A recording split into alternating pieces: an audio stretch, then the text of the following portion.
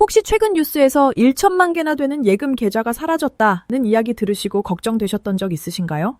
혹시 내 통장은 안전한 걸까? 요즘 금리가 높은 금융사로 옮기는 게 좋다던데 괜히 옮겼다가 손해보는 건 아닐까? 이런 고민 한 번쯤 해보셨을 거예요. 사실 이런 질문이 나오게 된 데는 이유가 있습니다. 바로 예금자 보호제도가 24년 만에 개편을 앞두고 있기 때문인데요. 이 제도가 어떻게 달라지는지, 우리 같은 평범한 예금자들은 어떤 준비를 해야 하는지 오늘 영상에서 자세히 알려드릴게요. 알고 있는 사람만 대비할 수 있습니다. 정보를 놓치면 나중에 후회할 수도 있어요. 끝까지 함께 해주세요.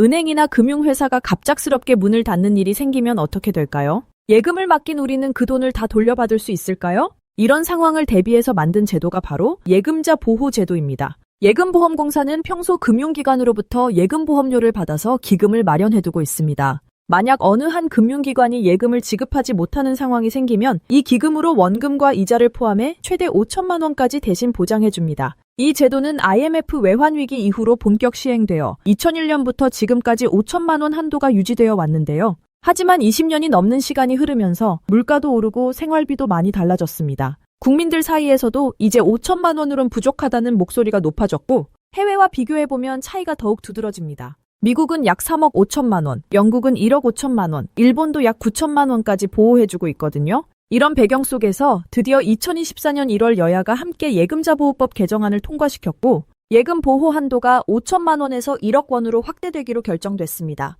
그리고 지난 5월 16일 대통령령 일부 개정안이 입법 예고되었고 9월 1일부터는 이 제도가 실제로 시행될 예정입니다. 이제부터는 1억 원까지 예금이 보호된다는 건데요. 그 덕분에 예금 쪼개기를 하거나 여러 금융기관에 나눠 예치하던 번거로움이 줄어들 수 있습니다. 특히 시중은행뿐 아니라 새마을금고, 신협, 농협, 수협, 저축은행까지도 모두 적용된다는 점에서 보호의 폭이 굉장히 넓어졌다는 걸 알 수 있습니다. 그런데 보호 한도가 올라가면서 한 가지 변화가 더 생기고 있어요. 바로 머니무브 현상입니다. 금리가 조금 더 높은 이금융권으로 자금이 대거 이동하는 건데요. 실제로 최근 2년 동안 1천만 개가 넘는 예금 계좌가 해지되었고 자산이 재배치되는 흐름이 빠르게 나타나고 있습니다. 이게 단순히 더 높은 이유를 찾아서 벌어지는 일이냐? 그게 전부는 아닙니다. 금융기관 간 신뢰도나 재무 안정성에 따라 예금자의 판단이 갈리기 때문이에요. 특히 자산 규모가 작거나 건전성이 떨어지는 일부 저축은행의 경우엔 자금이 몰리다가 유동성 위기, 심하면 파산 위험까지 생길 수도 있습니다.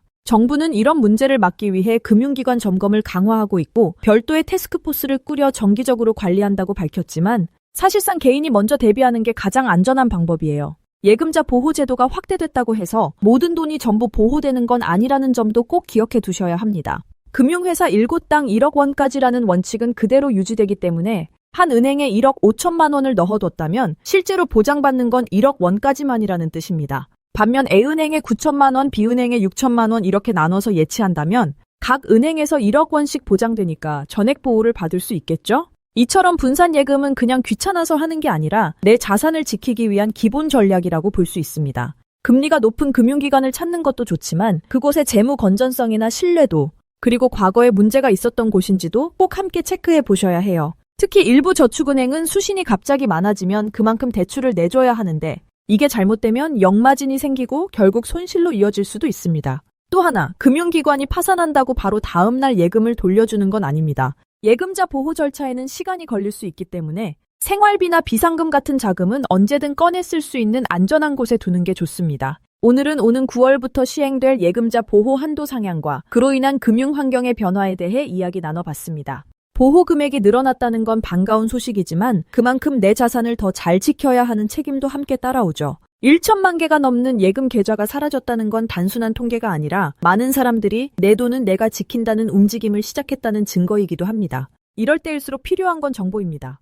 금리가 높다는 이유만으로 결정하지 마시고 금융기관의 안정성과 분산 전략까지 꼼꼼히 따져보세요. 정보를 알고 준비하는 분들만이 혜택을 제대로 누릴 수 있습니다. 이번 제도 변화가 여러분께 든든한 안전망이 되길 바랍니다. 복잡한 금융제도 알기 쉽게 풀어드릴게요. 앞으로도 놓치기 쉬운 제도들 쉽게 설명해 드릴 테니 구독과 좋아요, 알림 설정 꼭 부탁드릴게요.